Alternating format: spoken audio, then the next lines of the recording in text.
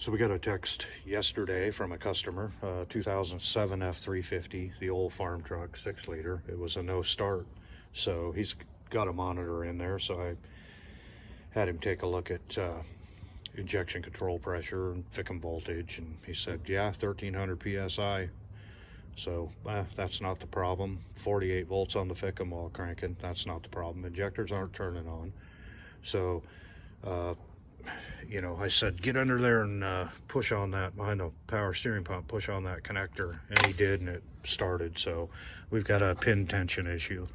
And what happens here, somebody had replaced this, but they made it a little bit short. And if you put too much pressure, because this clips onto the block right here, you don't want to have a lot of tension on that, because then it's pulling on it.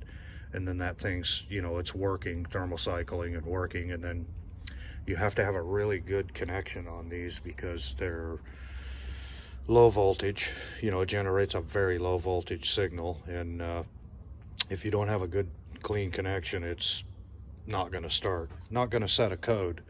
As long as the ECM is seeing something going on there, it may not like what it sees. It isn't going to care. It's not going to start, and it won't set a code unless you unplug it, unless you have a completely open circuit. It will set a cam crank, you know, sync code eventually, you know, if you're cranking on it. But as long as you have something going on there, it may not start, but it isn't going to set a code for that. So it's just the nature of these beasts. So we got a new connector. We're going to make it a little bit longer so that it's not putting any tension or pressure on the, you know, on the wires in the back of the connector, and this thing will be good to go. It's a thing of beauty. That should work just perfect. Left a little extra length between the clip and the connector. So we'll get that fish back down in there and get this thing put back together, and it'll be back out there. It'll live in a, hopefully, long, happy life.